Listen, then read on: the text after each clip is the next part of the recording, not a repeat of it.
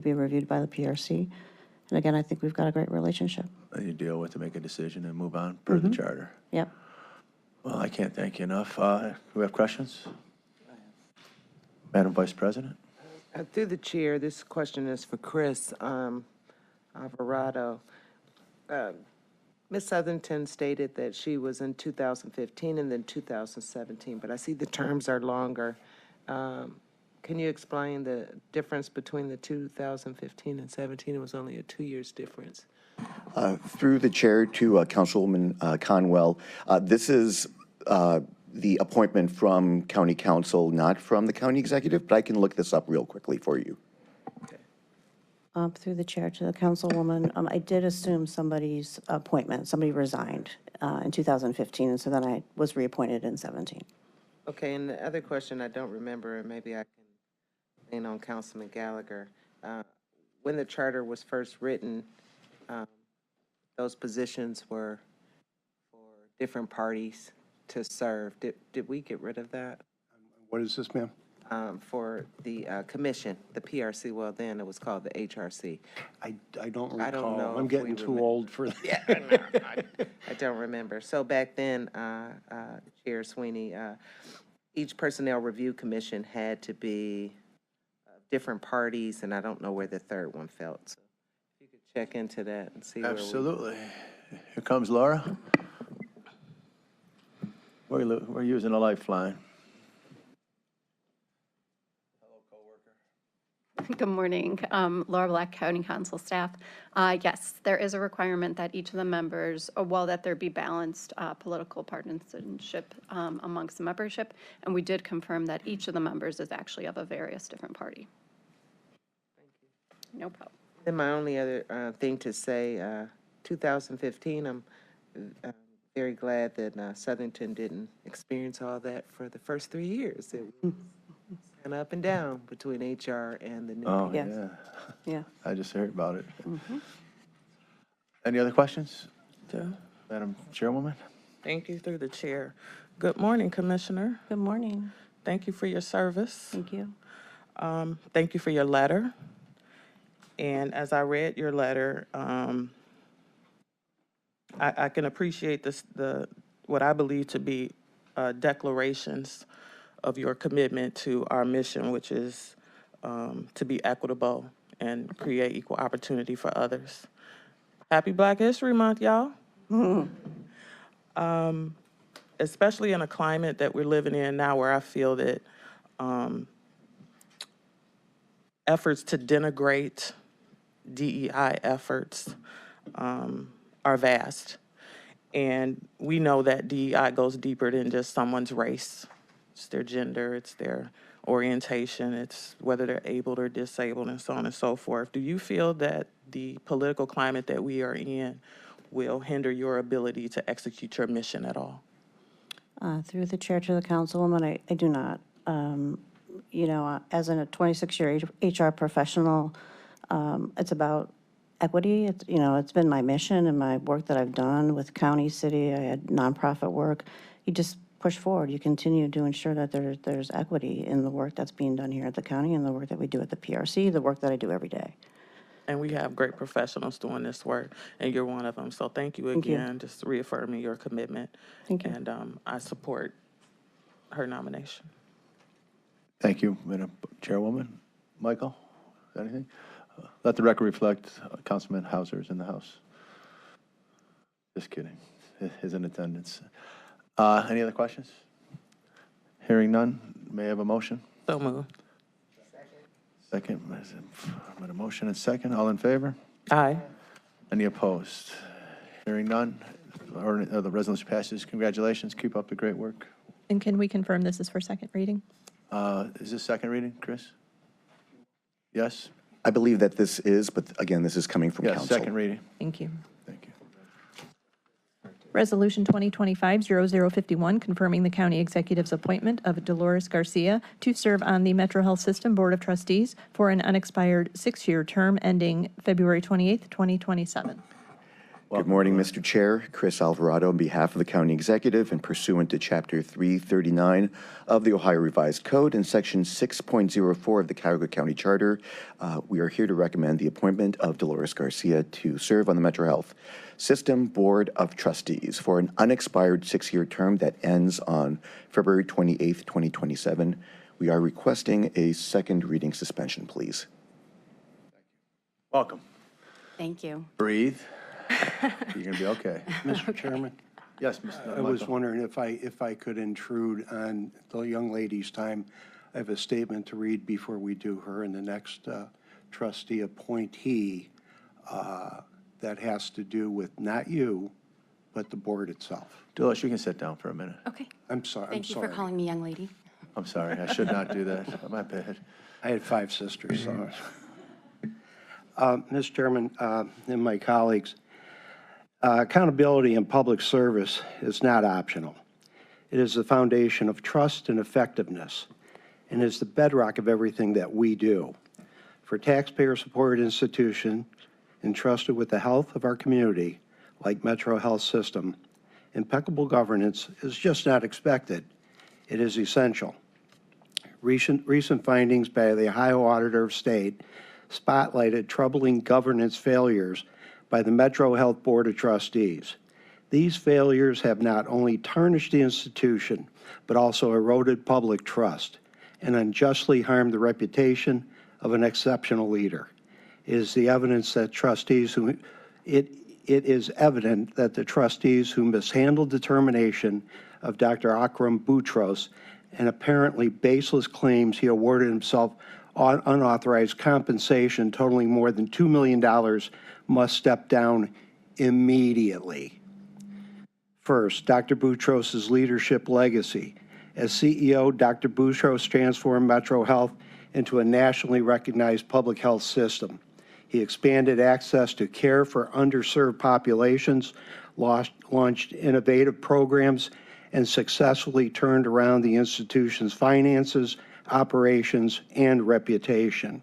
He demonstrated extraordinary leadership during the COVID-19 pandemic, expanded the system's footprint throughout the region, transformed the hospital's main campus, and built a new behavioral health care facility to serve our most vulnerable residents.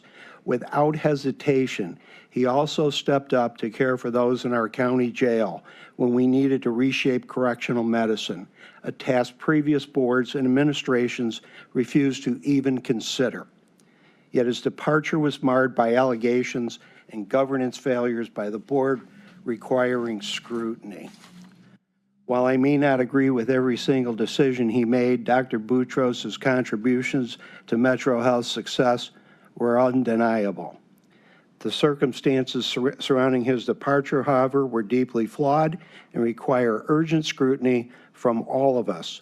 Dr. Boutros, the patients of Metro Health's dedicated workforce, as well as the taxpayers, all deserve better from the board. The neglect of duty by the board. The Ohio Auditor of State's report highlights glaring deficiency in the board's oversight. Over a span of 5 years, the board failed to ask enough questions to take the time to fully understand their own bonus incentive programs. As anyone may know, I have been very critical of some of these compensation packages from Metro Health, but that doesn't justify the board's unacceptable dereliction of duty in overseeing them. The result of the auditor's report make it clear the board leveraged an independent consultant to further a public narrative that Dr. Boutros acted criminally and improperly, receiving money from a public institution. This narrative has clearly been proven false by the state auditor's report. The board clearly re-engineered the findings of these reports to deflect from their own failures. Instead of addressing these issues, they passively neglected the fiduciary responsibility to ensure financial integrity and good governance. Such failures are unacceptable for any institution, let alone a public institution as significant as Metro Health. The mishandling of Dr. Boutros' termination.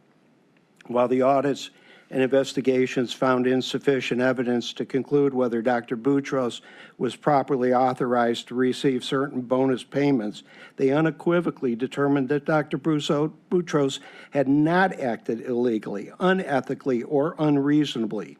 This is the exact opposite of the narrative the board publicly expressed both internally and externally following their decision to terminate Dr. Boutros's employment. Instead of letting the statutory agencies conduct a fair investigation, the board acted precipitously, undermining its credibility. The mismanagement from the board has caused lasting damage to Metro Health's reputation, personally impacting the lives and careers and trajectories of numerous Metro Health employees, and distracted the hospital from its vital mission of serving our community. Public hospitals must operate beyond reproach. The spectacle created by the board's action or lack thereof has further tarnished the institution. A call for accountability. Accountability begins and ends with the Metro Health Board of Trustees. Those who failed in their governance duties, those who terminated Dr. Boutros and allowed years of oversight lapses must take responsibility. Their resignation is not merely a symbolic act, but a necessary step toward restoring trust and ensuring effective leadership. New trustees on the board with a clear commitment to transparency and integrity are essential to move this institution forward. Without an acknowledgement of the board's missteps, the system cannot appropriately recover. New members of the board will be burdened by the past wrongs of their colleagues, and executive leadership efforts will be misdirected as a result of flawed governance and misguided narrative. A path forward. As county council members, I will continue to advocate for improvements that will hold the board accountable, including structural reforms within the hospital, ensuring new trustees prioritize transparency, accountability, and trust to the public, demanding comprehensive fiduciary training for board members to prevent future governance failures. Metro Health is a cornerstone of our community, and its continued success depends on governance that reflects the highest standards and values. Those Metro Health Board trustees who have demonstrated an unwillingness or inability to meet those standards and values must immediately resign. They contributed to this disaster and deliberately sought to destroy the reputation of an outstanding leader, disregarding the profound and lasting damage their actions would inflict on the entire hospital system and region. Once these trustees step away, only then can we necessarily work to begin to rebuild the public trust and chart a new course for one of our community's most vital institutions. Finally, for those Board of Trustees who resigned or stepped down in frustration over this unfortunate situation, I thank you for your service and your desire not to be tainted by such shenanigans by your fellow board members. And that's from me personally. As many of you know, when we were having trouble with the hospital or the jail medical, it was Dr. Boutros and only Dr. Boutros that came in and fixed it. For that, I think we all owe him a debt of gratitude. For what happened to him, I cannot believe what happened. I waited for all the reports. I heard all the rumors and put those all aside. It is disgusting what happened. And for you new trustees, we rely on you. The administration has appointed, the last few rounds of trustees have been rock solid people, and we appreciate that. And I anticipate going forward that you also will be. But you are walking into a situation, until we get this cleared up, you have a problem. And the problem is at the top. And there are 4 problems on that board that need to leave. Thank you. Thank you for your comments. Ms. Garcia, please come to the dais or the podium, and please tell us why you'd like to be on the board, and thank you. Thank you, Council. I just want to start by saying how humbled and honored I am to be considered for this very important role, as Councilman Gallagher's comments just reflect. Metro Health is such an important community institution. And as a longtime resident of the city of Cleveland and the near west side, I've seen its impact on the neighborhoods that it serves and the community that it serves. I'm sorry, Ms. Garcia, can you introduce yourself real quickly? and then- Yes. Apologies. My name is Dolores Garcia. I am currently a lawyer at UB Greensfelder, formerly Omer and Byrne, where I lead the business litigation practice group. I'm also a Cleveland resident and have been since I moved to Northeast Ohio 15 years ago. I spent my entire adult and professional life living in the inner core neighborhoods of downtown in Ohio City. And like I said, I'm very honored to be considered for this appointment. Metro Health is not just important as an institution, but very important to me personally. I myself and my children are all Metro Health patients, and we see firsthand the impact that the high quality of service that Metro Health provides and the difference and impact that it makes on families. Like I said, I'm a lawyer. I started at Jones Day. I was assistant U.S. attorney here in the Northern District of Ohio, and I've been at UB Greensfelder for the last 7 years. But my most important role in life is being a mother to my 7 children and making sure that they have all the health and access to high-quality healthcare service providers. And we have made a choice in my family to get our healthcare services from Metro Health. And I think that's a reflection of Metro Health's ability to be not just the safety net hospital for the county, but a system of choice for county residents.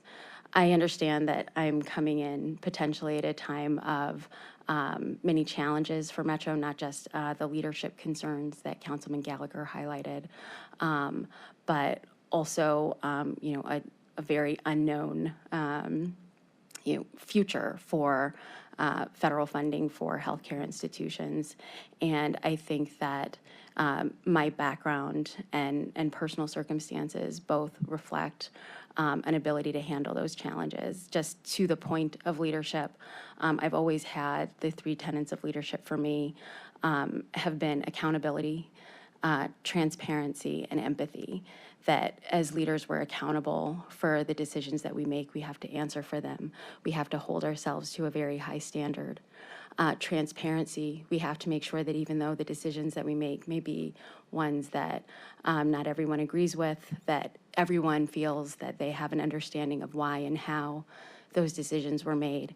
And then most importantly, empathy, to understand that we make decisions that affect people on a very personal level and at all levels, not just Metro Health employees, but the patients that they serve, and to go into all of those decisions with an understanding and empathy for how those decisions will impact everyone who's affected by them.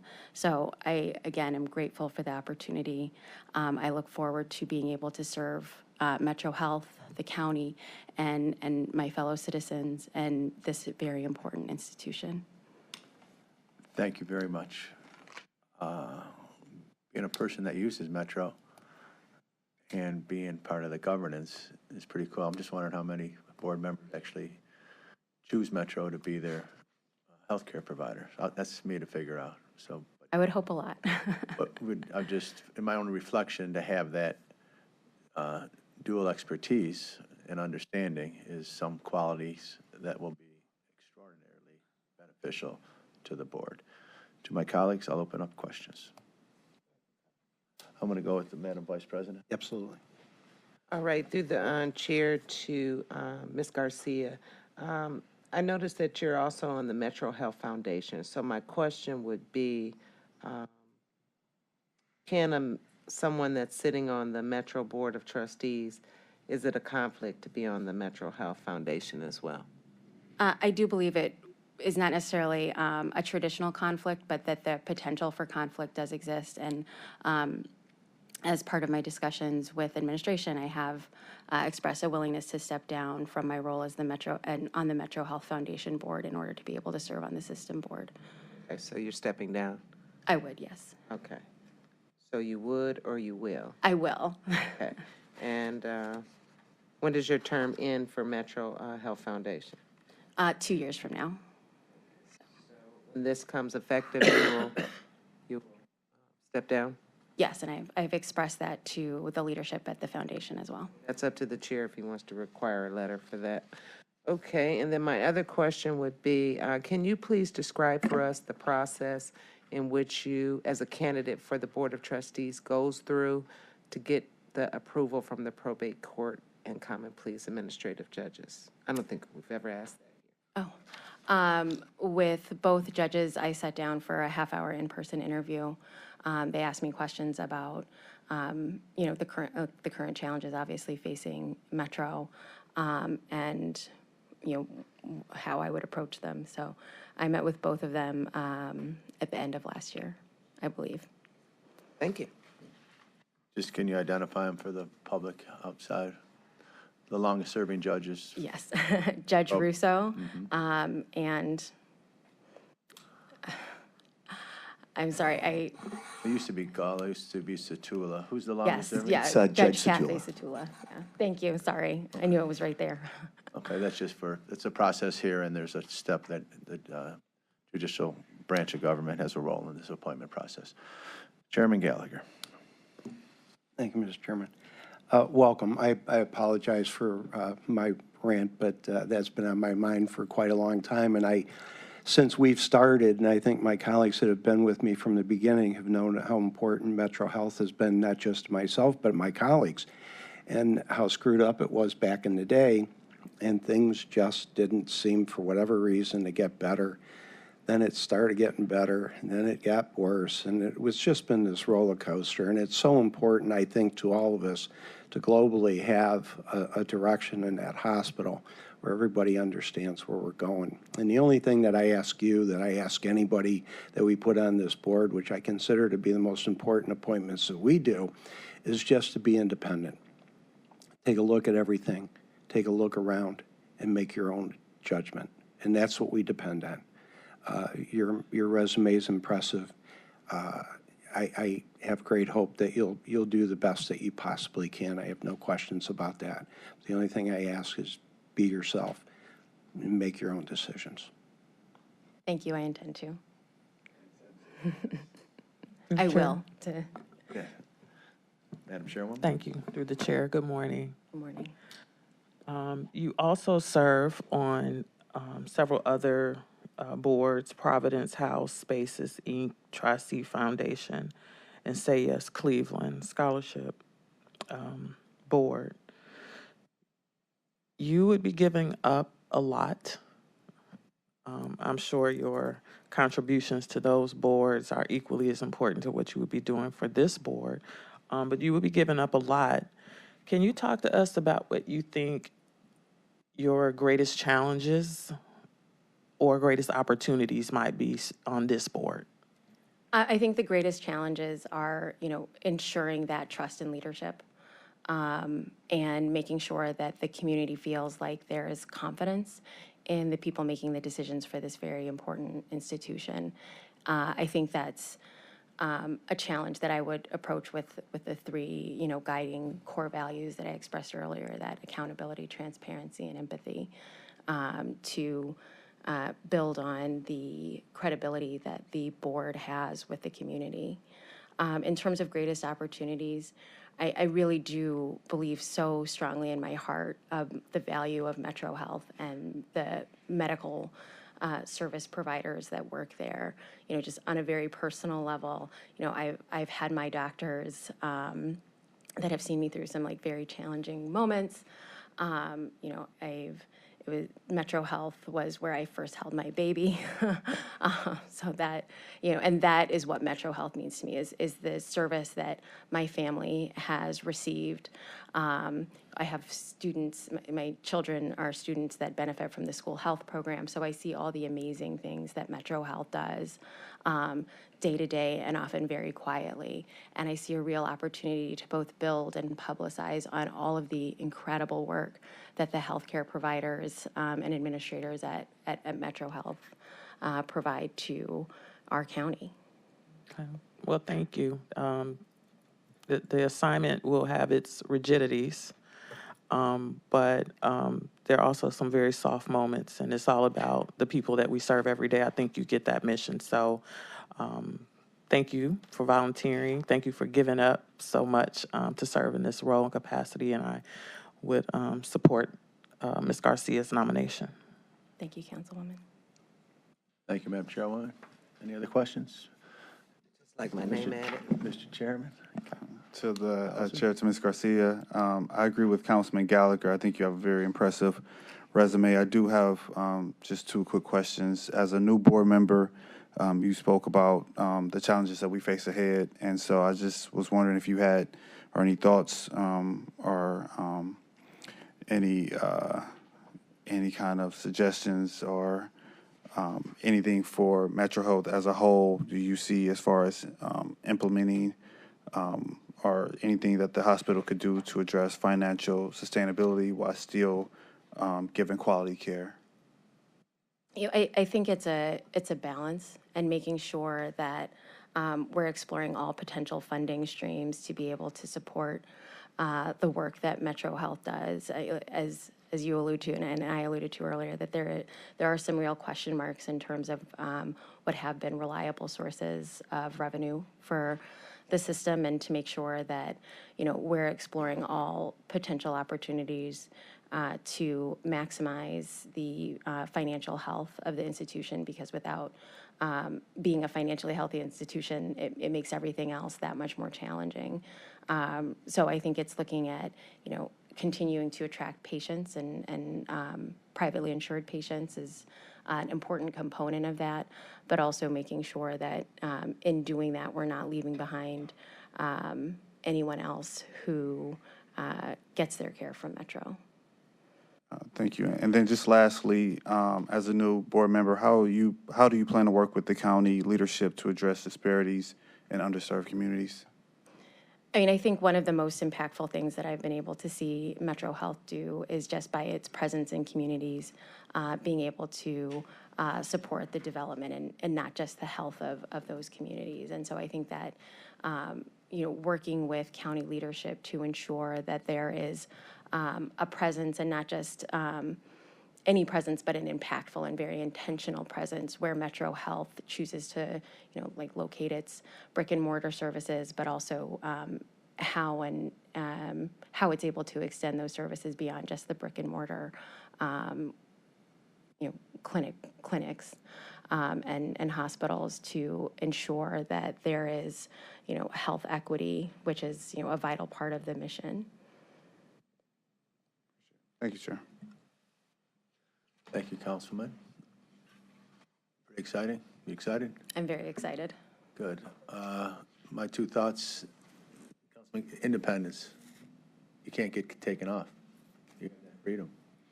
There might be a way 8 of us can act on something, but it's not going to happen.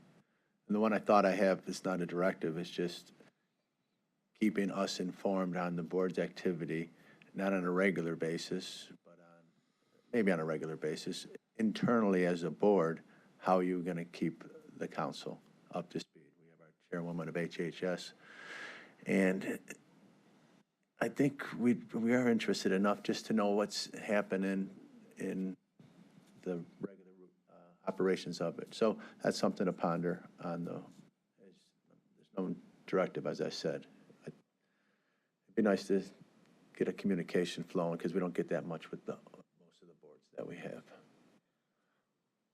Yeah, like I said, transparency and accountability, I think, are really important. And so being able to, voluntarily keep people, ideally, you're proud of everything you're doing as a board, right? And so you want to be able to tout that, not just on demand when someone's asking for information, but as those decisions are being made. And I think open lines of communication are pretty much always better for decision-making than closed lines. Even if there is disagreement, it's important to know where those friction points are and why they exist. And so I think open communication is a very important component, and keeping in mind also that it's a public hospital, and that there needs to be public accountability and public trust, and being cognizant, in my role as a board member, that both of those things have to be guidestones, separate and apart from how you might approach some of those questions at a private hospital.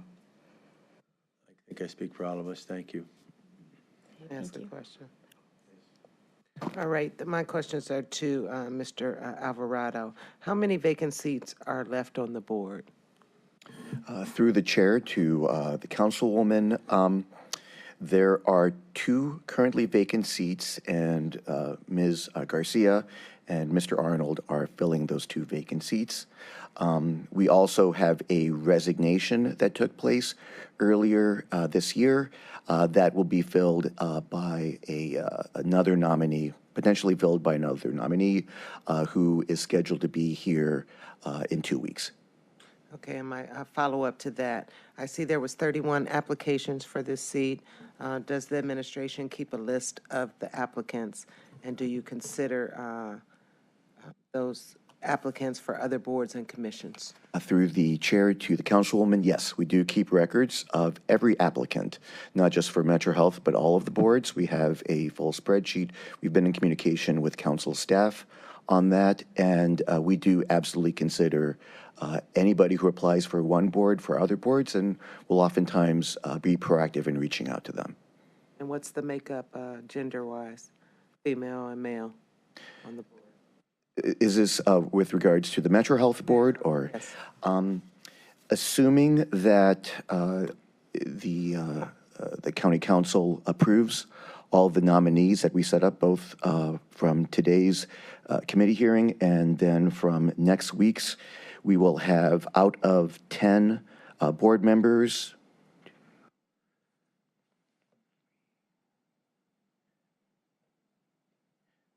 three women and 7 men.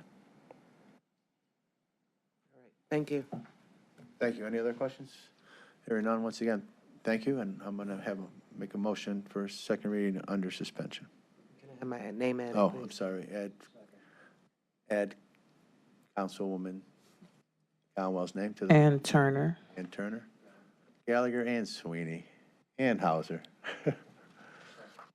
We have a second, we have a motion and a second. All in favor, second reading? Aye. Any opposed? I thought he said, Mr. Chair, he needed second reading suspension earlier. Yeah, I thought I said that, second reading suspension. Congratulations. You have one more step in 2 weeks, and then you're in. Thank you very much. I appreciate your time. Appreciate it. Madam Clerk? Resolution 2025-0052, confirming the county executive's appointment of Artis Arnold III to serve on the Metro Health System Board of Trustees for an unexpired 6-year term ending March 9th, 2027. Mr. Arnold, welcome. Welcome. Thank you very much. I appreciate the opportunity to be here today. Thank you, first of all, to the chairman and the members of the committee. Mr. Arnold, can you introduce My name yourself? is Reverend Artis A. Arnold III. Reverend Artis A. Arnold III. So thank you for the opportunity to be here. I just want to take a moment to present my qualifications and talk about, how I've gotten here for hopefully the opportunity to serve on the Metro Health Board. First and foremost, I have a fundamental belief in all organizations that I serve and work for. It's about mission first and people always. Those are the 2 tenets of how I approach my service in my career. But let me take a step back to talk about just what my journey is in achievement, service, and growth, and how I've gotten here today.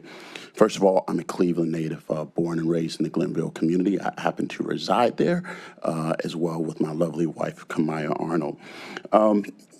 Went through the Cleveland public school systems, spent a lot of time just trying to find the right path, which led me to ultimately go into Brown University, where I started this journey of achievement. During that time, I really started to focus on being a servant leader. I was very active in the community. And why is that important? Because that theme carried over. Started and founded a lot of organizations to help just the vitality and the diversity and the improvement of student life and alumni experience at the university. But then I transitioned my career, started it in finance. And I think first and foremost, that's part of the reason why I have the opportunity to be here is that I have a strong financial background. I think the word came up, subject matter expertise. I would like to believe that I have a very good expertise in the financial service industry.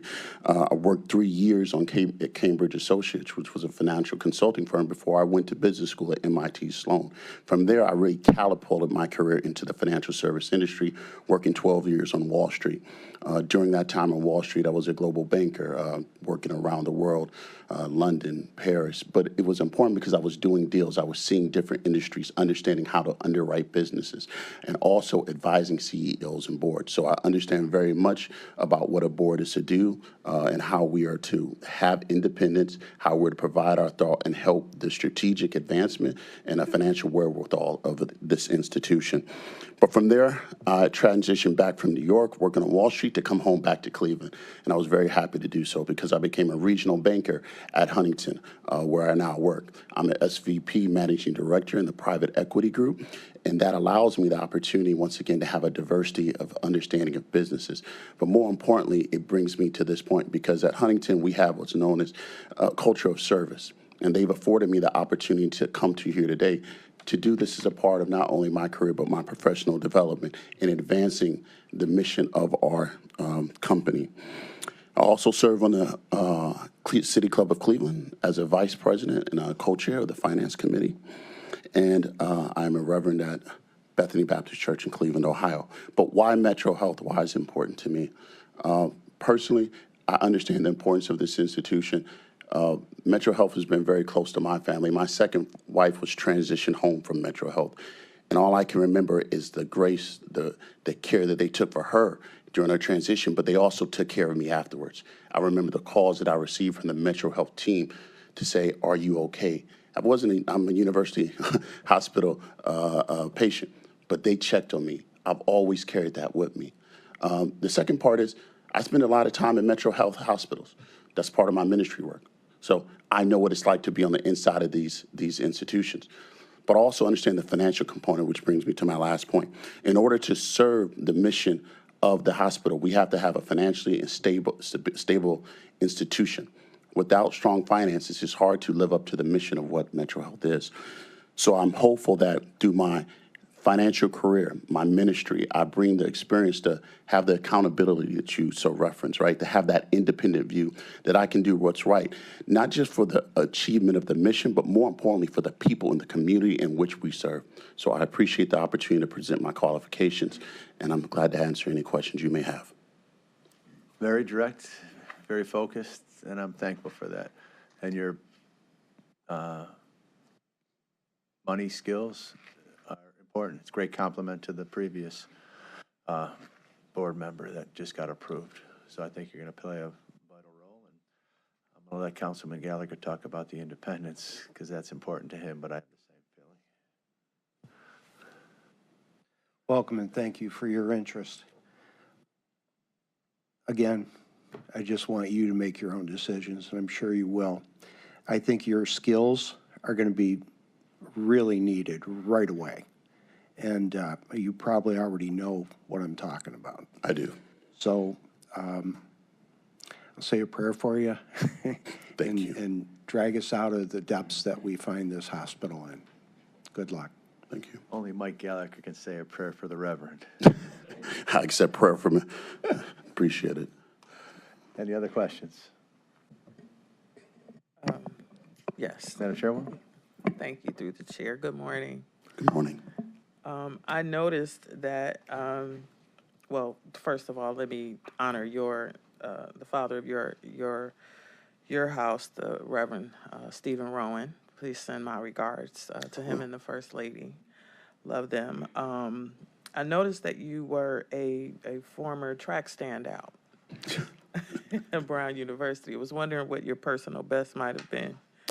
I was a long jumper, 20+ feet.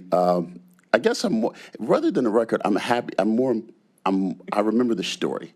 I walked onto track at Brown University. So I remember what it took to walk on and be a Division I athlete. I remember that determination I needed. So while I wasn't fortunate enough to have many long records, I was fortunate enough to win a position on that team. So that's what I carry with me rather than my personal best. Okay. Well, we're going to need your personal best on this. Understood. And as my colleague so eloquently put it, there have been some challenges. We've had leadership changes, and we represent Cuyahoga County, and we had folks who had a lot of questions for us. And we can't answer those questions without the support of a willing board and one that's willing to be communicative with us about the challenges and how we can be supporters. So I know that you won't have a problem doing that. I want to thank you for stepping up to this challenge. We look forward to building a relationship with both you and Ms. Garcia, and I support this nomination wholeheartedly. Thank you for your service. Thank you. Thank you for your service. Thank you. Any other questions? Madam Vice President? Through the chair, it's not to Mr. Arnold, but thank you for your willingness to serve. To Chris Alvarado, looking at the differences between Ms. Garcia and Mr. Arnold's profile pages, the addresses are redacted, that's understandable. But on Ms. Garcia's, her polling location is listed, and on Mr. Arnold's, it is not. And Ms. Garcia, it also stated that the due diligence was done to make sure that she's an avid voter, but it is not for Mr. Arnold. Through the chair to the councilwoman, so we've been working with both council staff as well as with the law department to ensure that information is redacted. We do share polling location information as well as addresses and contact information with council staff just to make sure that there's a second set of eyes on residency requirements, which is especially important for the Metro Health Board. There is a residency requirement that requires 8 out of the 10 board members to live in Cuyahoga County or live in an area that's directly served by Metro Health. So this is a process that's fairly new. I think you're seeing the new packets now, and it's something that we're working on with law and with council staff. Okay, yes, I passed the legislation years ago for these things to be included. So it's nice to see you guys, your administration taking us up on it. Thank you. Thank you, Madam Vice President. I have two. One is, I was a walk-on too at CSU. I'm just happy to be on the team. And number two, just Huntington Banking. They're Yes. a wonderful institution. Possible conflict, being on the board and possibly having Huntington as a partner in the Metro. So I'm just, came to mind. I'm just curious. No, great question. So as a part of our vetting process at Huntington, I will be recusing myself if there's situations where there's a matter that's dealing with Huntington, both financially or if it's anything related. From that particular matter, I will recuse myself. Sounds good. And the administration was okay with that because they put you here. Yeah. Okay. Any other questions? Hearing none, I'd like a motion for second reading under suspension. I'd like my name added, and I so move. I have a Second. second. All in favor? Give a second. Aye. Any opposed? Unanimous, and please add my name. I'm Turner. Turner, Michael, and Michael? Thank you. Thank you. Good luck and congratulations. Madam Clerk? Resolution 2025-0053, confirming the county executive's reappointment of Sam Thomas III to serve on the Western Reserve Area Agency on Aging Board of Trustees for the term January 1st, 2024 through December 31st, 2026. Thank you very much. On behalf of the county executive and pursuant to Section 173.011 of the Ohio Revised Code and Section 6.04 of the Cuyahoga County Charter, we are here to recommend the reappointment of Mr. Sam Thomas III to serve on the Western Reserve Area Agency on Aging Board of Trustees. We are requesting a second reading suspension, please. Mr. Sam Thomas III. Sam Thomas III. That's who Welcome. I am. And thank you. We're very familiar with you. Good morning, Mr. Chair, Madam Chair, and council members. I do accept the nomination of the Chief Executive's nomination of my being reappointed to the board of the Western Reserve Area Agency on Aging. That's a board I've served on through several different positions. I started out as Secretary, Treasurer, Vice President, and I have just been reappointed to my second term as President of the agency. My mother said 4 words to me when she was 90 years old. She's 97 now.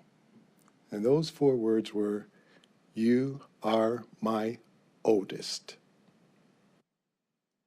I didn't have to ask her what she meant, considering what my father was going through. He had contracted a disease, and we needed to make some decisions on how he was going to be cared for and where he was going to live. Daddy wanted to live at home. He wanted to be independent, notwithstanding the fact that he had contracted a disease that required him to have some nursing home experience. But the key word was independent. He wanted to get out of that nursing home. So the nexus for me and my family situation and being the caretaker for my nonagenarian parents was to get community support in order to make that happen, for my father to live at home independent. Well, at the same time that I was experiencing that at home, I was serving on the board of the Western Reserve Area Agency on Aging and all of its caregiving support. And I became the major caregiver of my parents at that time. So I know personally the value that Western Reserve Area Agency on Aging provides to our community, how it helps to coordinate all of the different care providers of the elderly in Cuyahoga County and the other 4 areas that, or counties that we serve. I want to continue to serve on the board. We are a board that's moving from good to great, thanks to the leadership of the board itself and Dr. Douglas Beach, who's been with us since 2014. Not only is there a good fix or fit for me with my home life as a caregiver and my service on the board, but also I've practiced law for 28 years now. It'll be 28 years in May. And I've evolved. I've practiced all the way from criminal to civil to divorce, but my practice now is in the estate planning area, elder care. A lot of my clients are referrals, and practicing for 28 years, a lot of my clients are elderly. And so I'm able to help them, whether it's with the elderly care area or filing bankruptcy. So with that being said, as an introduction to who I am, I'll take your questions. Thank you. Thank you, Mr. President, and thank you, right? And the cool thing about Western Reserve, they just provide great service. You don't hear anything about them except, wow, how wonderful an operation it is. Yeah. And it's your leadership, and the executive director, president, or CEO, whatever the title is an example of how an operation should work in the nonprofit world. Thank you. Do I have questions? Madam Vice President? Through the chair to Mr. Thomas, I want to thank you for your volunteer participation in the Great Estates Program. So it was very, around this county, it was very helpful. And so now I've heard some background that why it was a passion for you to volunteer. So thank you, and I'd like my name added. Thank you. Please add the councilwoman name and most likely the rest of us. Councilman Hauser. To the chair, to Mr. Thomas. Mr. Thomas, I was wondering what's been like a key accomplishment during your previous term with Western Reserve? There are a lot of them, but I would say the most important one is we just completed a strategic planning process. And we focused on moving from good to great. And what that means for me is board development. And we are in the process of doing that. We're trying to get our board involved, not trying to, but are getting our board involved in the committees that breathe life into our mission, and that is to help people live where they want to live independently. And we're talking about the elderly, with the consideration that probably poverty, low income causes a lot of problems for the seniors. It cascades to food insecurity, housing, etc. So our board members are becoming more versed with what the issues are so that they can become better advocates. Whether you're talking to the next door neighbor or talking to a senator or a legislator, they can help to tell our story. Thank you. Michael? What years were you at Cleveland State? You're undergrad too? Yes, I'm a two-time graduate of Cleveland State. I did my undergrad work at Cleveland State starting in '67, finishing up in '71. And then I came back and started law school in '91 and got my law degree and became a lawyer in '97. Great. Okay, thank you. I'm sorry? Did you do anything else at CSU? Yeah, I played basketball. Really? Basketball was actually, the impetus for me wanting to go to college, thank God. So, yeah, I played a little basketball. You're lucky I'm a forgiving soul, because when we played alumni games, you chewed me. That was just a personal shot at you. He's very good at Well, hoops. so were you and your brother. Thank you. I'm looking at you, and 76, 77 in the gym and pickup games, and I think we played. But my mind, you know how that goes. Well, And he was very good. To my kiddies, to my committee members, thank you for letting me deviate for a brief second there. Just go down glory days. Do I have a motion for second reading I'd like to suspension? make a comment. Oh, my bad. That's okay. Thank you. Through the chair. Good morning, President Thomas. Good to see you, sir. Thank you, Chair maybe- Turner. Maybe I'll see you at the Project Love event soon. I see Yes. you also serve on the board of that organization. Was wondering, can you talk a little bit about the agency's outreach efforts? We know that we are an aging community. Yes.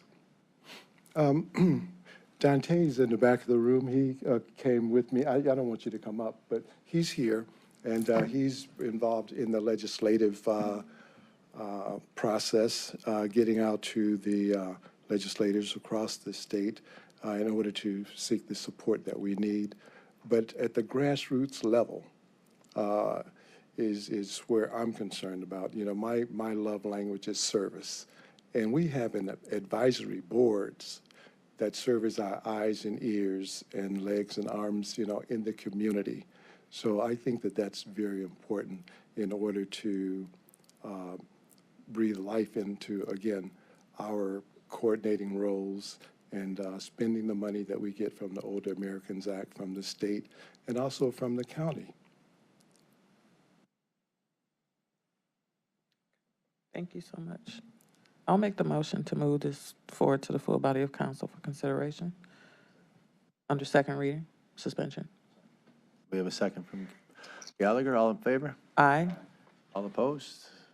Hearing none, the resolution passes, and you can add my name if you don't Turner. mind. We can name everybody's name. Thank you. Sam, Thank it's you always very a pleasure much. to see you. Good to be before you again. Thank you. I'll see you later. Resolution 2025-0054, confirming the county executive's appointment of Nestor Rivera, Deputy Sheriff Major, to serve on the Cuyahoga County Community-Based Correctional Facility Governing Board for the term January 1st, 2024 through December 31st, 2026, in his official capacity as a representative of Cuyahoga County. Mr. Deputy Sheriff Major. Welcome. Good morning to the chair, to the vice chair, to the council members. Nestor Rivera Sr. I'm the chief, newly appointed chief deputy of Cuyahoga County Corrections Facility. Excited for the opportunity. Been a lifelong resident here of Cuyahoga County, except for my 3 years where I went to Belmont County. It's where I kind of learned the correctional part of my career. Became a deputy sheriff. I have served the members of Cuyahoga County proudly for roughly 26 years. Continue to do so.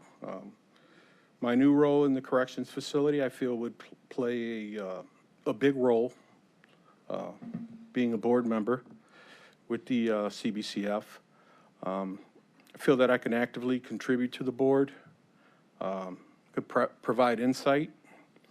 The programs that CBCF provides, I think, kind of play a big role. Well, they do play a big role in kind of what we're trying to insert into the corrections facility now with reentry. So I'm looking forward to the opportunity to expand my network and to share my current network with the board members.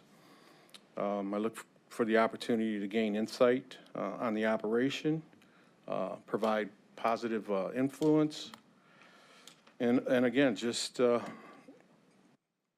make sure that Cuyahoga County is getting its due, and that you know, we're being everything we can, and to ensure that we're providing a service that's effective for those in the program. Thank you very much for those comments. Just the Cuyahoga County Community-Based Professional Facility. Yes. We were the last one to get it in Cuyahoga County in the entire state. How long has it been around? 10 years, maybe? I couldn't say. Yeah, that was my, yeah, my right. other previous legislative role. So I have had some interactions with the CBCF. I know that they provide a decent service. Yeah, I mean, we don't hear much about it, so that's Right. good. Other Right. institutions we hear too much about. Right, but I feel that, again, my position and then my experience and my relationship with the judges, I think there's a lot of holes that I could plug. There's probably a lot of clarification that I could provide, probably expedite some procedures, make things better, and just, again, you know, provide that positive influence. Yeah, it is so important, that facility, because it's I don't like to say, you know, it's a crossroad, it's a cliche, but it's a chance. Yes, They could- absolutely. The right guidance and the right mindset, they could straighten them out before it gets worse. And again, I feel that, you know, if I'm able to interact with these individuals as they transition to the CBCF, maybe there's something we can implement early on that'll be beneficial and kind of, you know, help these individuals get the most of the program. Yeah, because there's all different kinds. Some Yes. compassion, some need a little nudge, some need a little bit. Right. Okay, questions, anyone? Yes. Council, Madam Thank you. Through Chairwoman? the chair, good morning. Good morning. Chief. Thank you for allowing me to participate in your swearing in last week. True honor. Thank you for being Wonderful here. family. Thank you. Make sure you pay your sons for what they said. No. So what's the good news coming out of our facility? New year, what's the good news? So we actually smelled food being cooked in the jail yesterday. So that's the new, and I know it sounds funny, but we can smell food being cooked, which hasn't happened in a long time. You know, we continue to improve on the quality of life, new mattresses, you know, upgrading showers, ADA compliant. We had the best inspection we had by the state in the last 7 years. So we're going to continue to push and, you know, be proactive. You know, get out from that dark shadow that used to be, and as Sheriff Bertel would say, premier. Right. Yeah. So, Okay. Well, thank you for that, and we look forward to continuing to grow in this with you. thank you. To the chair, to the chief, I had a couple questions. How do you see the department, the sheriff's department, maybe working with our county Office of Reentry more to reduce recidivism in our correctional facilities? Thank you for the question. To the chair, to the councilman. So we are actively working with Simeon Best and Company. I can't say enough about him. Great troop. The program, I think we're just trying to get past a couple hurdles, but they are going to be they're going to be infused in our flow, what we call the flow, the booking flow, and we're going to provide them the opportunity that they need to provide their services and be successful. Again, you know, the goal there is to help these folks and not provide a space where they're always comfortable, but a path out back into society where they can be productive members. And a follow-up question, in your 25 years, Chief, what are some of the biggest challenges you've seen in community-based correctional facilities? Say recently would have to be the turnover. But hopefully we're getting past that hurdle. Our retention is up. I think trying to understand the epidemic, or like the drug abuse, trying to get a grip and a handle on how it's just spiraled out of control, and how best to help these individuals. In the past, it was just we locked you up, we threw away the key. Now we want to try to help fix you. So that's a huge challenge. And you've got to want to be able, you got to want to help. So a lot of times being able to get past that hurdle is huge. I appreciate it. Please keep us updated. I think for all the appointees today, I think accountability and transparency, especially with the council, is extremely important. Thank you. Michael? Chief, thanks a lot. I've noticed a marked difference at the jail, and that usually comes from those inside that are always complaining that you don't hear from anymore, which is a good sign. Thank you. But I think some of the good news will be at 1 o'clock today when we get our first real big briefing on the jail and where they're at and where we're going. So I have great hope. I tell people publicly, I said, when we do get into the jail, you're going to see a big difference in how we deal with all the folks that are in our custody and care. So I know you're working hard, and you're leading us through the medical and the food, and that sounds minor, but it really isn't. It's really important. So thanks for all your work. I appreciate it. Thank you. Councilman. What's the name of the facility? CBCF? Yeah. Or the actual, it's a community-based correctional facility? Isn't it the Nancy McDonald? Oh, I'm sorry, yes.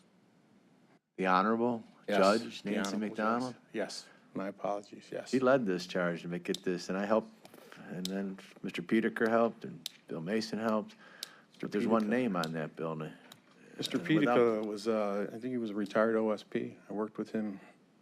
Yeah, but Mr. Alvarado, I'd like to just say Judge Nancy McDonald instead of Cuyahoga County, if that's something the administration would consider, because her name's on the building.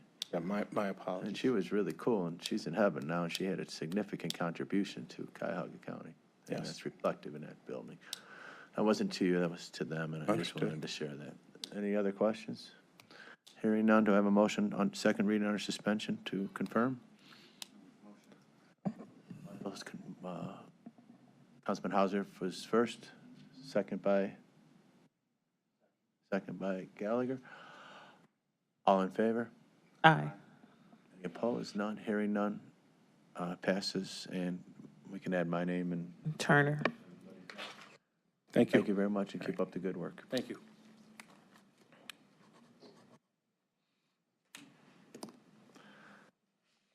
See you, Reverend.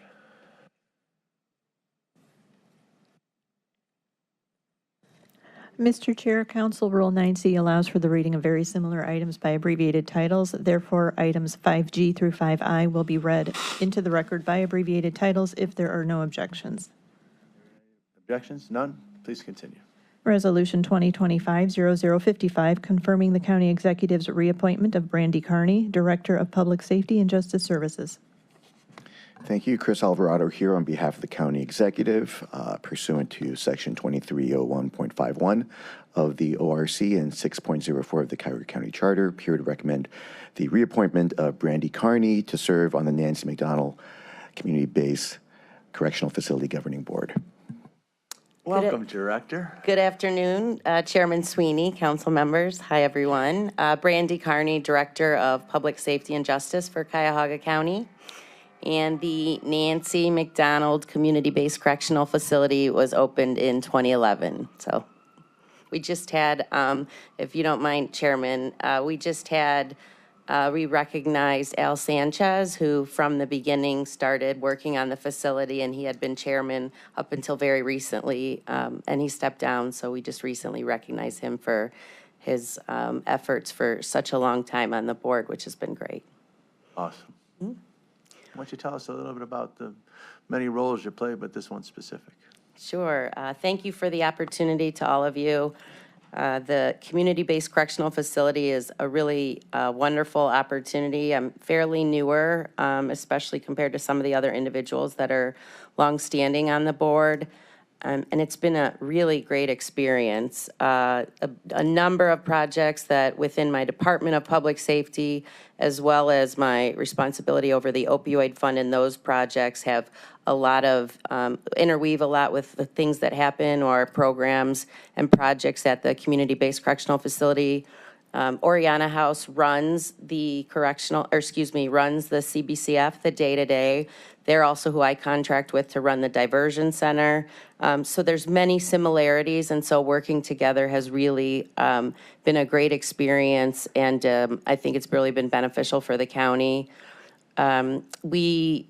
This has been an important role for me. I think when I came on, there was a lot of change, and myself and a few of the other members on the CBCF really wanted to help make some new growth for the center. There was some challenges last year with the number of individuals that were at the center. And so we did have discussions with the judges, which was extremely helpful, the common pleas judges. And I'm happy to say that the board made 2 recommendations for immediate changes in April of last year. Significant work to make sure we changed where there was a commissary for individuals to buy their products when they're there, rather than them having people bring stuff in, which was a concern from some of the judges and others. So we made 2 changes that happened immediately. The second was individuals could only leave the center if a judge approved it. What was happening is, for good behavior and such, if an individual would get their rights to go home. And so it was causing a lot of challenges. That stopped immediately in April, and the average clients at that time in April of 24 was around 80 clients, and immediately within 6 months, it's been averaging around 130 clients. So we've really increased. The state has acknowledged the work that we've done, not just myself, many others on the board, many here. Scott's one of them from the Adams board. So it's really been a great experience, and I want to continue that momentum. You know, opportunities for individuals instead of solely incarceration, and opportunities are so important to me. And, you know, this is, and good opportunities where they support the individual also. And so I want to make sure that we're doing that the best way that we can. Randy, you're a trooper. You work many hats, and this is a very important one, and the passion you're showing on this is very evident. Questions? We all know you, Brandy. Keep up the good work. Thank Can I have you. a second reading suspension? Motion? So moved. Thank you. Second, somebody? Second, Gallagher. All in favor? Aye. Thank you. Opposed? None? Congratulations. Thanks. Resolution passes. Madam Clerk, would you continue? Next item, Resolution 2025-0056 will be held. Mr. Holland was unable to attend this morning's meeting. My old boss in probation. Good. Please continue. Resolution 2025-0057, confirming the county executive's reappointment of Scott Osecki. Thank you. Chris Alvarado on behalf of the county executive, recommending the reappointment of Mr. Scott Osecki to serve on the Nancy R. McDonald Governing Board. We're requesting a second reading suspension. Thank you. Hi, Scott. Okay, thank you. Good morning, everyone. I'm Scott Osecki, the Chief Executive Officer of the Alcohol, Drug Addiction, and Mental Health Services Board of Cuyahoga County. It's tough following Brandy because a lot of things she said I want to say too. So, but thank you for considering my reappointment. In my position as CEO of the Adams Board, you know, it'd really be an honor to continue to serve on the board to uphold the mission of both the Adams Board as well as the CBCF. And the treatment that is offered there is provided to the men of facility is very important. I'd also like to remain on the CBCF board because over the last few years, Brandy and I and a few other board members have really dedicated a lot of time to the CBCF, and we have still important work that we want to do. We worked with Oriana staff to review and update the board's bylaws to ensure that we're in compliance with the Ohio Revised Code. We work to maintain our relationship with the Judicial Advisory Board and address any concerns about sending someone to the CBCF. We revised the policy on sex offender eligibility to include misdemeanor and low-level felony sex offenses. Tier 3 sex offenders and any child sex offenders are excluded from that, but other cases will be reviewed on a case-by-case basis. We also approved changes to stop illicit drugs from entering the facility, such as eliminating drop-offs with the exception of clothing, and like Brandy talked about, having the commissary for personal items. There's also extensive body scans that go on there and enhanced pat-downs when needed. We approved changes to the off-site passes, as well as Brandy mentioned that earlier. So the CBCF is really an important resource in our community because so many individuals living with mental illness and or addictions, we're ending up in prison or jails. So the CBCF provides an excellent opportunity for people with addictions to be diverted from prison, stay near their families, and receive the services and skills needed to successfully re-enter the community. The mission of the Adams Board is to enhance the quality of life for our community through a commitment and excellence in mental health and addiction prevention, treatment, and recovery services, coordinated through a person-centered network of community supports. The CBCF's mission is to provide offenders granted judicial release an alternative to a prison sentence while receiving substance abuse treatment, job training, educational services, cognitive skills, anger management, and other life skills into a secure environment with the goal of successful and law-abiding re-entry into the community. So I've been the CEO of the Adams Board for over 7 years now, and I've been public service for just about 31 years, with nearly 30 of that service at the Adams Board. I have past and current experience serving on various boards and committees. I am an executive council member of the Ohio Association of County Behavioral Health Authorities. There's the Cuyahoga County Corrections Planning Board, the Cuyahoga County Drug Advisory Board, and the Cleveland Drug Court Advisory Board, Family and Children First Council and its executive committee, and most recently, Brandy and I serve on the One Ohio Regional 3 Board. I'm also a graduate of Cleveland State University and its Leadership Academy. I was class 13, so that was a little bit ago.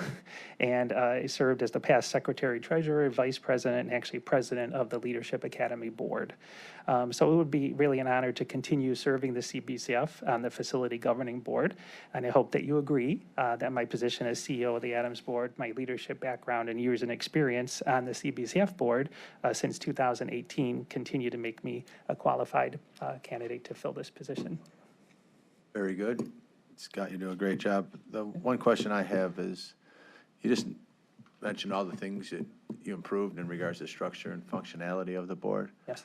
And then you told us what the mission is. Mm-hmm. How do you do it? Is it one-on-one, small groups? Just very briefly on. Oh, in working together as a board? Yeah. So Just in regards to providing service to the individuals that are in there. You mentioned it's anger management, drug yes. counseling. Yeah. So Oriana. Yeah, function, it just. Yeah, Oriana runs the facility, so they're making sure that they have various groups that might come into the facility to help out. They have various training sessions, they have counseling sessions there, they have medication assistant treatment services there as well. So the Oriana staff really works hard to make sure that the guys there are receiving the best treatment they can and getting ready to come back into re-entry into society. Yeah, and Oriana House does a wonderful job at many different levels. Mm-hmm. Yes. But the key to me, and I think Oriana House is good at it, is identifying with that individual what their need is. Yes. And moving forward with the, say, treatment, the recommendations right. on Mm-hmm. how to assist them in Yes. balancing their life. Yes. And we also thank the judges as well for seeing that as a possibility for the folks who come before them. Got it. Starts there and then the implementation. Questions? Hearing none.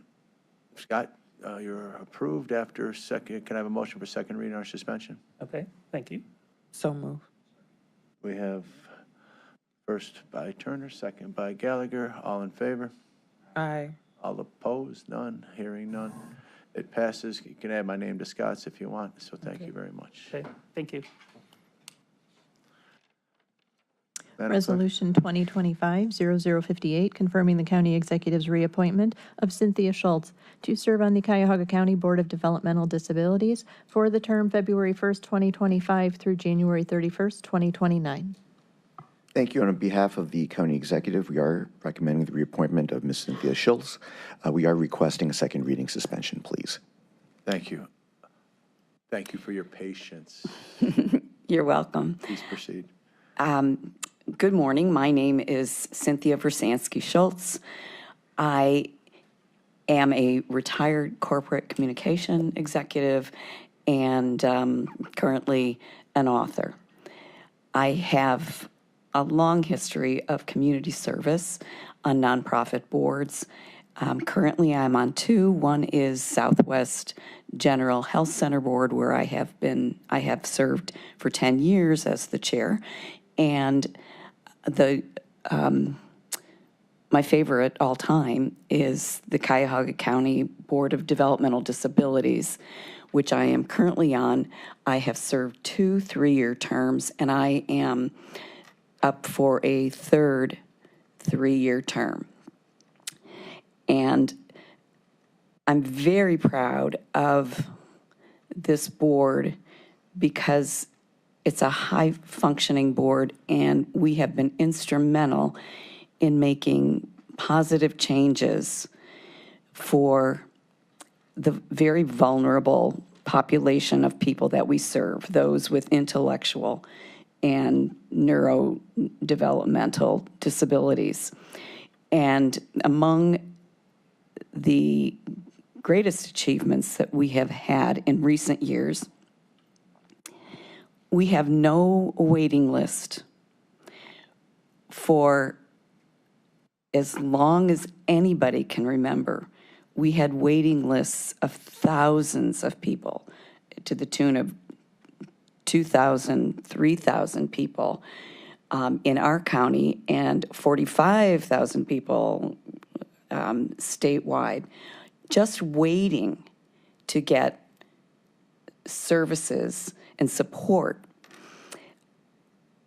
Over the last several years, we have eliminated the waiting list, and every single person, and there are more than 10,000 now, every single person who has a developmental disability in Cuyahoga County and is registered with us gets the services that they need.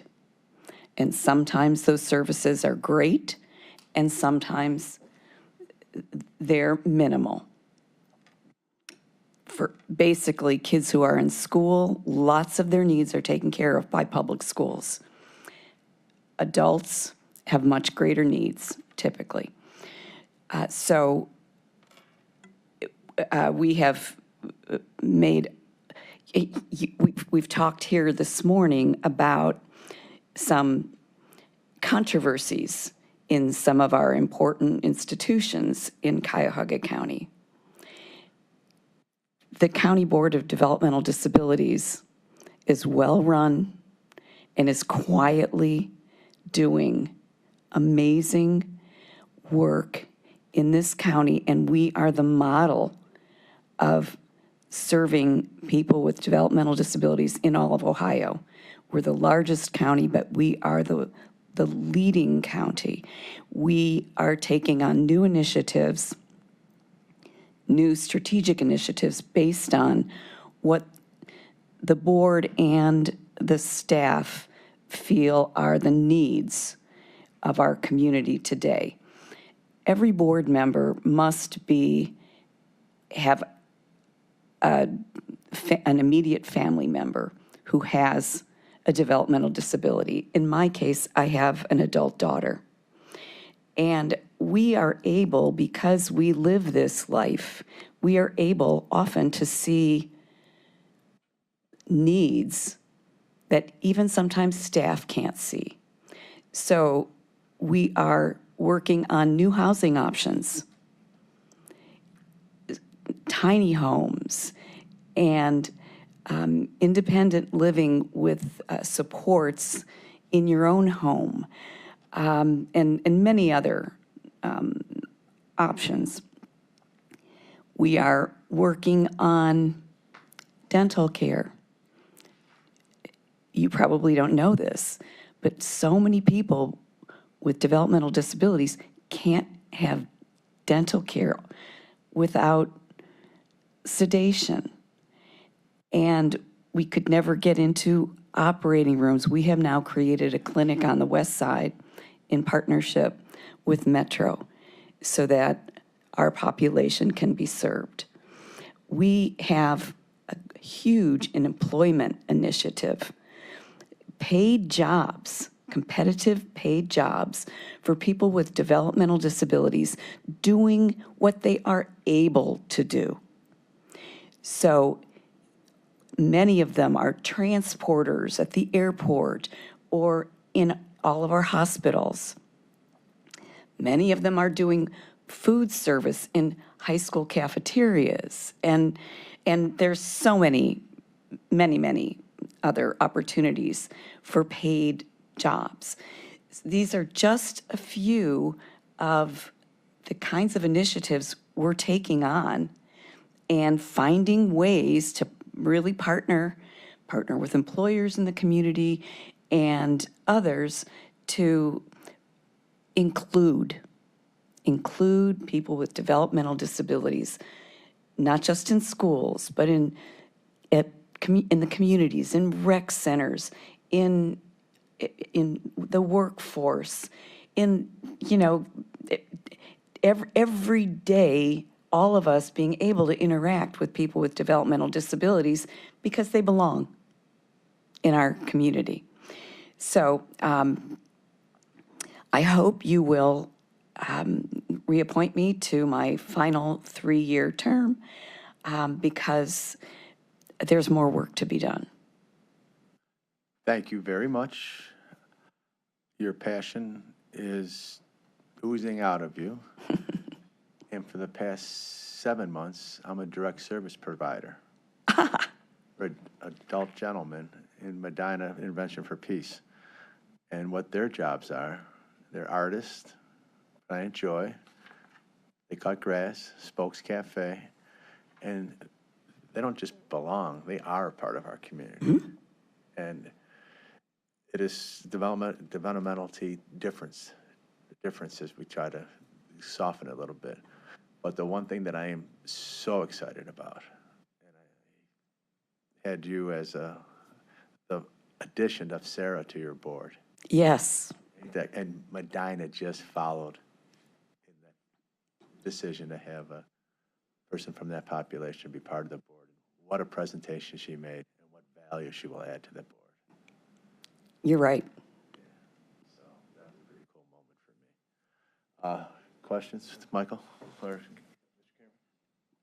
I was invited out. Is it out in Parma? There's a big school where they do all kinds of crafts and things, the folks. Are you talking about the new abilities? This wasn't new. Opening? This was an older place. Now I'm going back 14, 13 years. Regardless, I went through, it was pretty interesting, but they had an art room. And out of that, I brought it back to my colleagues at the time when we were building this or getting ready to lease this. And a quarter of the art in the building was from those people selling their art to us. Mm-hmm. So if you look around, at least a quarter of the art in the building was from the developmentally disabled. When this building was built, yeah. There are several pieces of art that were commissioned through the county board of DD, mm-hmm. And they were created by our population. Yeah, perfect. Questions? Amber's doing a great job. Your CEO and superintendent. She's fantastic. Your previous superintendent, she was fantastic when I first got here. The transition was right, and cool. And that our search committee is hit it out of the park with absolutely. So we're very lucky in that way. And guess what? We do have a challenge that will be that we're facing right now, and it's a financial challenge, and it's for a very good reason. If you remember, the state of Ohio doubled the salaries of caregivers, Drug service providers. and as they should have. So they are now getting, instead of about a $9 an hour wage, they're getting a livable wage, close to $20 an hour. It is the county boards all over the state who are picking up the tab for that. So we'll figure, between Ohio and the county boards and so forth, we'll figure all of that out. But it's a very needed and important investment in people who provide caregiving to this population. You mentioned we're very lucky to have this current CEO that we have. Yes, we are. Guess what? We're very lucky to have you. Thank you. I'd like to is there a motion for second reading under suspension? So moved. Thank you. Second by Gallagher, first by Turner. All in favor? Aye. Opposed? Hearing none, the resolution passes. And please add my name and keep up Turner. the great work. Thank you. Gallagher and Hauser. Turner. Yeah, well, I mentioned Turner first. Thank you, ladies and gentlemen. See you later. Next. Resolution 2025-0059, confirming the county executive's reappointment of Cheryl King Benford to serve on the Cuyahoga County Law Library Resources Board for the term January 1st, 2025 through December 31st, 2029. Thank you, Chris Alvarado. On behalf of the county executive, we are here to recommend the reappointment of Ms. King Benford, and we are requesting a second reading suspension. Thank you. Welcome, Ms. King Benford. Please present. Thank you. I'm Cheryl King Benford, no hyphen, and I am pleased to be here because I've served on the Cuyahoga County Law Library Resources Board probably since 2010, and this has been important work. I love libraries. I have served as the chair of the Cuyahoga County Law Library Resources Board since 2014. And we have worked with providing the research services of the law library to people who work in the public sector and to private sector lawyers and to members of the public. And we've just completed in 2023 a refresh of our strategic plan. This work is important, especially now, as it has been since the 1800s. I'll be happy to take questions. I'll be happy to not give you too many questions. You mentioned briefly what the law library does. Where's it located? It is located in the old courthouse on Lakeside on the 4th floor. Well, thank you. It's not the most high-profile one, but it's a very important. It is quiet but good work. It's a reflection of your hard work and the way you present, quiet, efficient, and very high level of competence. So, questions? Yes, good morning. Good morning. Through the chair. I think I asked this question to someone earlier. You told us what this is, what you do. Can you talk about any challenges or any opportunities you may see, anything you all need? Well, I think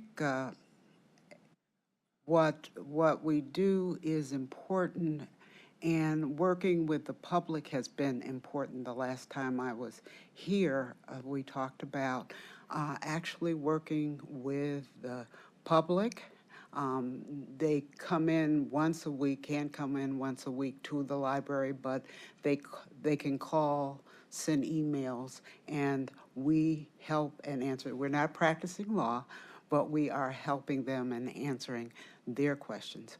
But it is also important to have this research library available to public sector lawyers. I am a 30-year public sector lawyer, probably 30 plus. I spent a large amount of my career as general counsel and deputy general manager of legal affairs at RTA and law director of Shaker Heights, so I know how important having this research library available to public sector lawyers and others. Challenges, I think challenges are always financial, but we are operating within our budget and providing the services necessary. Thank you. Thank you very much. Councilman? To the chair, to Ms. King, my question is, what partnerships have been formed with maybe any local law schools or firms, organizations to enhance services? Well, I will say to you that I also have with me our able director of the library, and she can give you more information about partnerships that we have been involved in. Kathy? Yes, ma'am. Dugan. Good morning. It's still morning, right? Yes. I'm Kathy Dugan. I'm the director of the Law Library. Yesterday, I was there 21 years. Over the time, we have created very many partnerships. We have a partnership with the Cleveland Law Library Association, which is a private membership library, which helps to add staff and collections to our library to make it more robust. We have a very, very long-standing relationship with the Cleveland Metropolitan Bar Association. I served on the Justice for All Committee. I think I've been on it 15 years. And we support their Ohio mock trial for the high school students. We just had one in January. The next regional competition is this Friday. And so I coordinate all of the courtrooms in the building, reserve the rotunda for the reception at the end of the day, host the judicial panelists, et cetera. Let's see what else. Before the pandemic hit, we had a very good program for Pro Se and Pro Se Plus divorce clinics with the bar and legal aid. They've kind of migrated the process online. We also have a partnership with the probate court to do CLE programs and informative for both the attorneys with brief advice afterwards for the clients that might come in, because we don't give legal advice ourselves. We've had many partnerships over the years with, for instance, the interpreters department to provide a free CLE. So it just goes on and on. Is that enough? Perfect. Perfect. Thank you so much. Welcome. I have another question. Either one of you guys can answer. I guess, what steps are being taken to expand access to legal resources for underrepresented communities? Sure. The self-represented litigants get service every Wednesday. We provide 25 pages free of printing, and we give them access to Westlaw, which is a huge legal research database. Okay, it's one of the 3 gold standard legal research databases. We also take their calls all week, and we take emails from them. In addition, we want to get back into these clinics that we were having, and get back to that more, because that was very helpful for the self-represented litigants. So I think that's what we're doing. It sounds like you guys are doing excellent work. My very last question, and I will be honest, I'm not overly familiar with the law library. How are you guys getting the word out on the great work you're doing?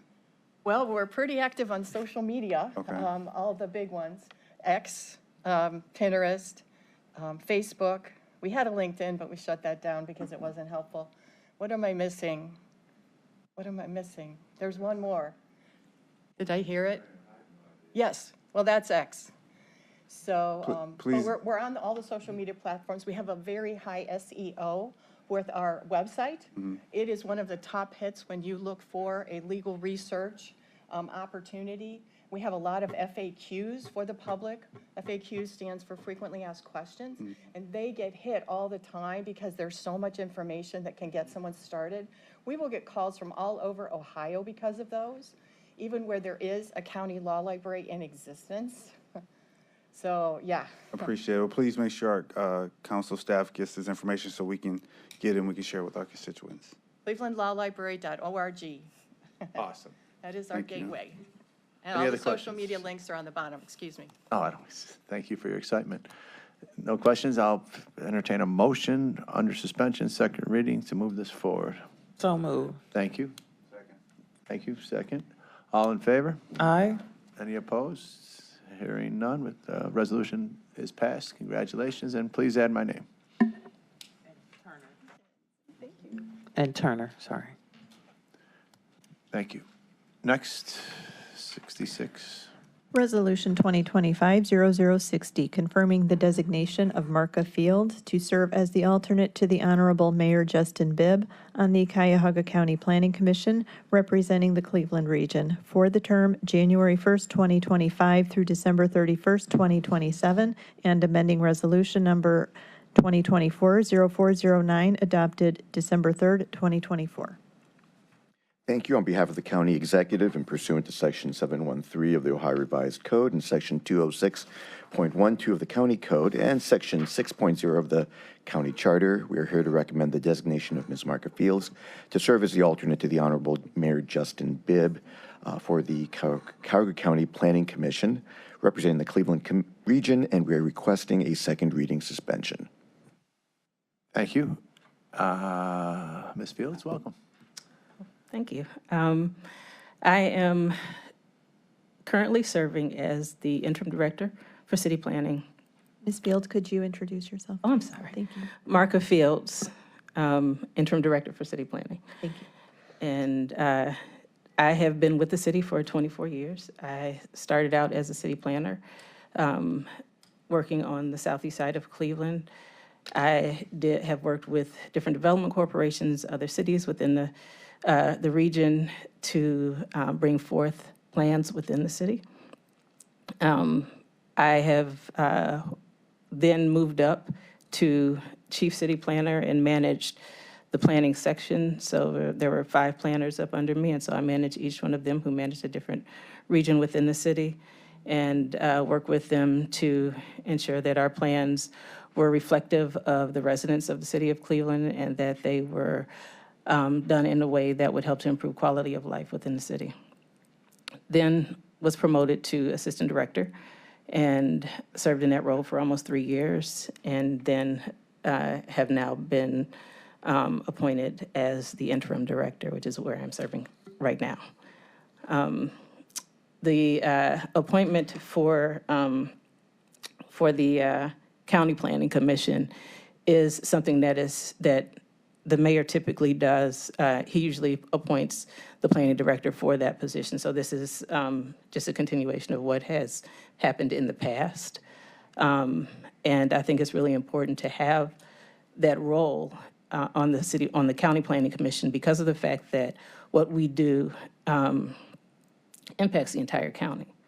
We're not an island unto ourselves. We have to understand that what we do and what other cities do impact how we function and the strength of our region. And so I think it's really important to have a voice on that commission, and to be able to influence what happens throughout our region. Thank you very much. Thank you. And it is important.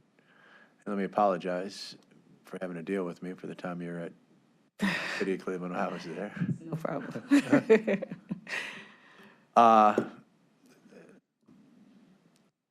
You're the city planning. You're perfect for this. So Cleveland is the hub and what we do, and regional planning is regionalism, regional planning, working collaborative with the other 57. When people outside Cuyahoga County throughout the nation say, they say, hey, Cuyahoga County's forward thinking, they know what they're doing, and that's a direct reflection of your work and the board's work. Thank you. Any questions? Michael? to the chair, to Ms. Fields. Marka, I'm familiar with the great work you've done over the years. I do have a few questions. What are some of your top priorities for regional planning and development over the next 3 years, whatever your term is? Okay. So I would say one of the priorities is just being able to work collaboratively with our neighboring suburban communities. As I said before, I think that's really important because what we do impacts other cities, and so being a little bit more collaborative as we move forward. We've been doing some of that work with Cuyahoga County Planning Commission on East 22nd Street, working with them on developing a plan for that area, as well as working with Shaker Heights on some of the planning along Lee Road. So we want to make sure that we continue the collaborative efforts. I think the other thing is also ensuring that equity is something that's included in everything that we do, is something that's a priority for us at the city, and we want to make sure that when we are on other boards and commissions that we are representing that that value.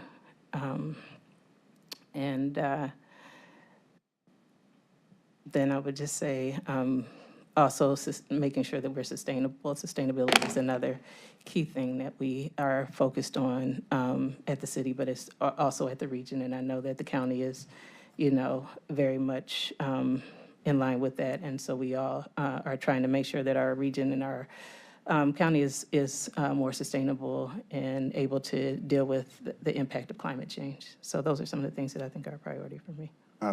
Appreciate it. Just a quick follow-up question to the chair, to Marka. Do you have any thoughts or suggestions how the county can work more collaboratively with our local governments, especially around urban planning? So I think, like for us right now, one of the things that we're doing that we'll be undertaking is our citywide plan. And we've had meetings throughout the region with some of our local partners as well as some of the suburban communities, and also with County Planning Commission. And so I think that including people in the conversations about what's happening, particularly like if you have a neighboring city that borders the city, including them in the meetings that you have for planning. For instance, with the Lee Road, I participated in Shaker Heights process from beginning to end. And then when we started to do ours, we incorporated those plans and had them participate. And I think just continuing things like that really helps us to be able to work collaboratively and make sure that we have seamless borders.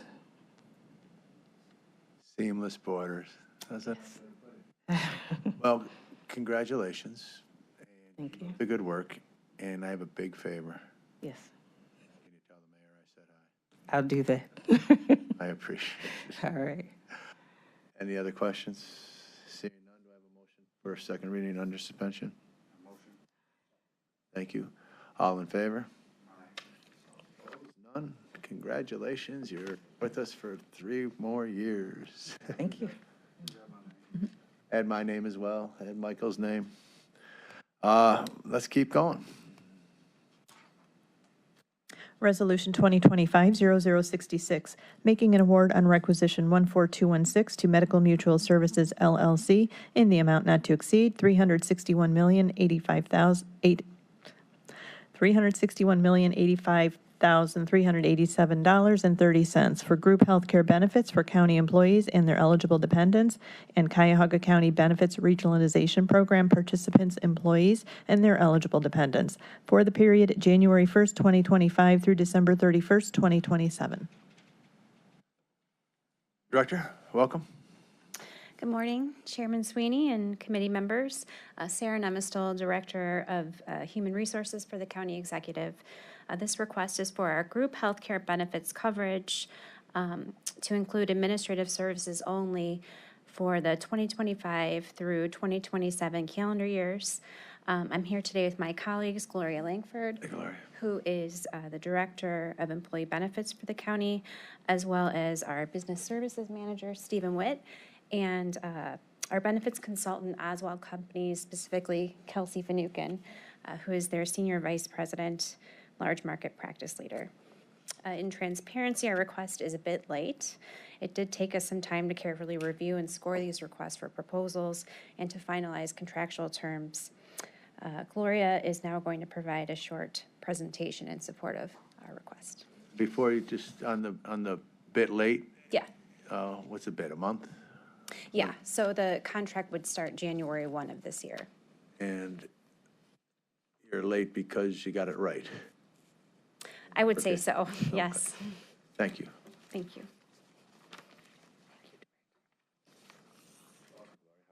Good morning, Chairman Sweeney and committee members.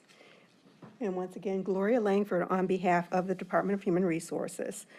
To reiterate, this request is for our group healthcare benefits coverage that includes an administrative services only contract, and this is for 2025 through 2027 calendar years. Also, those are our plan years. As background, the county is self-insured for a group medical, and that means the county as plan sponsor is 100% responsible for the funding and payment of all the medical claims. So we secure an administrative services only contract with a qualified insurance company or similar third-party administrator to provide state-of-the-art insurance service, as well as other resources, processing and payment of claims, and otherwise administer the plan on our behalf. For the RFP process, there were 8 submissions received.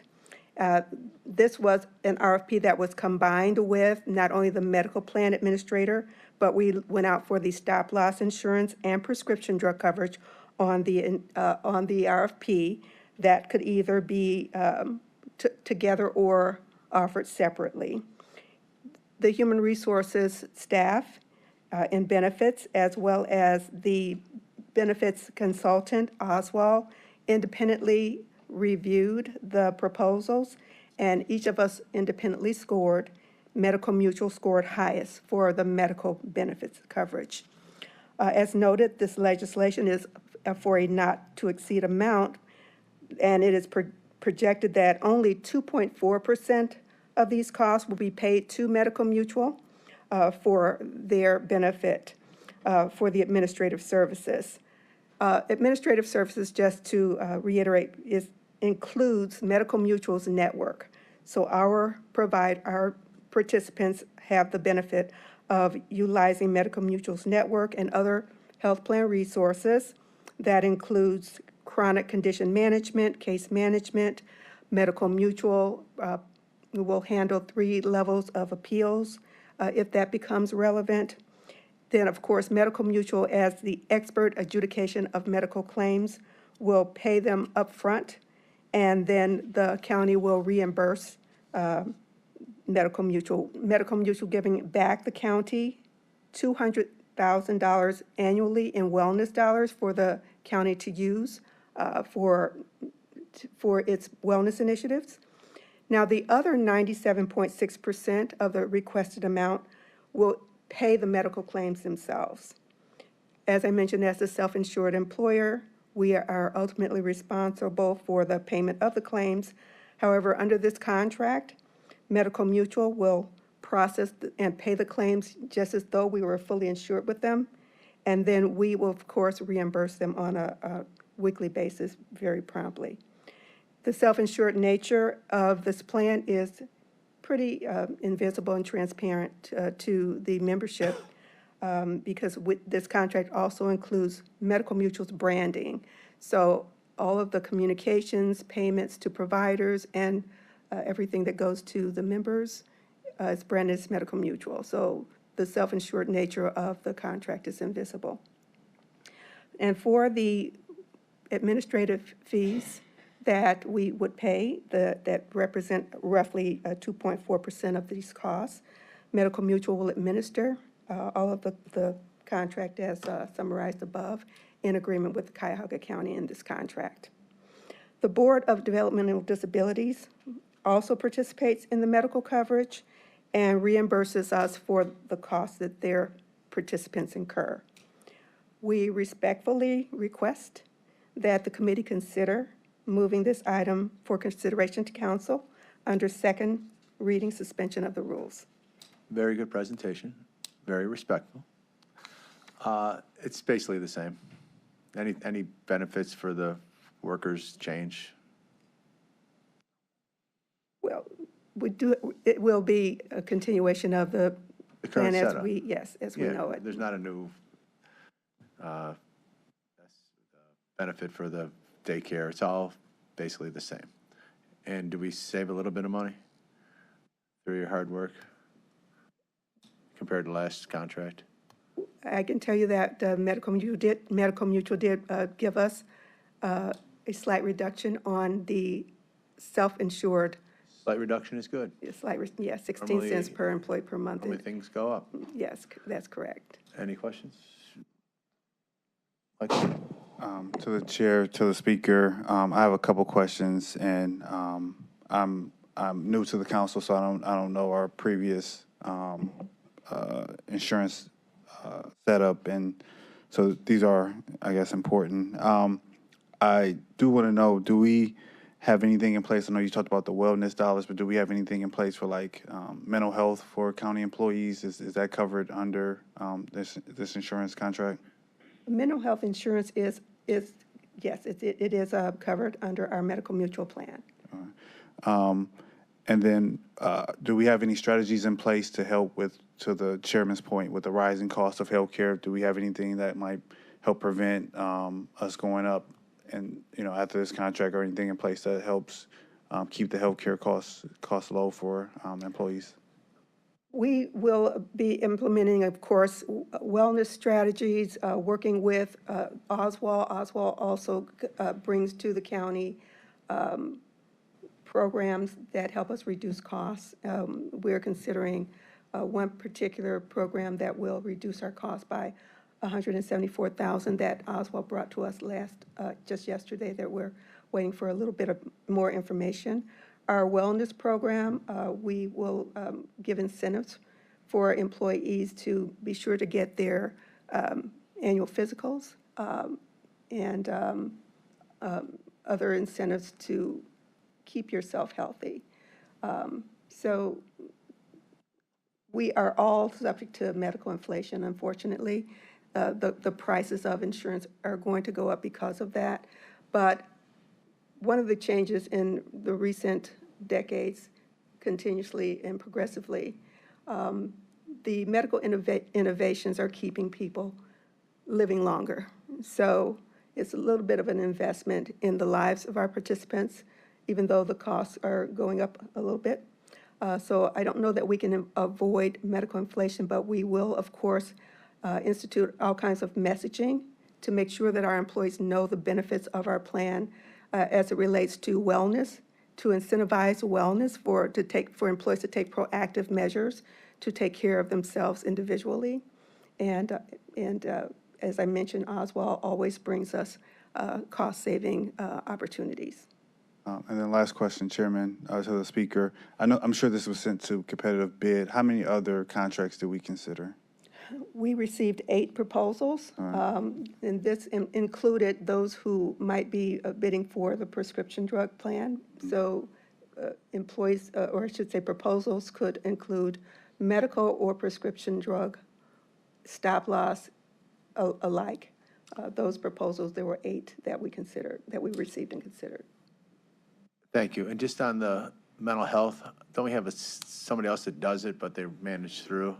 So if you do mental health, one of your constituents, they'll see something other than Medical Mutual, and then when the doctor will say, hey, this is what you got covered. It's just like a mini head fake, but it's all under the Medical Mutual umbrella. One recommendation for our 3 new colleagues: you're going to offer the opportunity to sit and have a full briefing on all the things that are available. Deferred comp, the FSA, whatever, for the daycare, the medical, and I'm still a little bit frustrated, could be it, that people don't use the medical reimbursable as much as they should. And it's not as scary as it used to be. So I'm just going to promote that a little bit more, give a little rah-rah to Thank the you, yes, we folks, do. because it's, We have a long history of working with the flexible spending account with Chairman Sweeney. yeah, and to the Chelsea or Kelsey, just Oswald's a great partner. You keep up the good work, and when you come into the room, it's a comfort level. Sometimes a little stressful, but it's always a comfort level. Any questions? Hearing none. Do I have a motion for second reading or suspension? All in favor, aye. All opposed, nay. None. So we have one more to go. Resolution 2025-0067, making an award on requisition 14216 to Medical Mutual of Ohio in the amount not to exceed $2,126,403 for stop-loss insurance services for Cuyahoga County and Cuyahoga County Benefits Regionalization Program participants for the period January 1st, 2025 through December 31st, 2025. Can you state your name one more time? Thank you very much, Chairman Sweeney. Gloria Langford on behalf of the Department of Human Resources. Thank you. Can you just tell me very briefly what stop-loss insurance is? The purpose of stop-loss insurance is to protect the self-insured plan from catastrophic losses. Thank you. Any questions? Hearing none, may I have a motion under suspension, second reading? Thank you. All in favor, aye? Any opposed? Hearing none. Resolution is passed. Second reading and suspension. Thank you very much. Thank you. Any miscellaneous? Hearing none. Meeting is adjourned.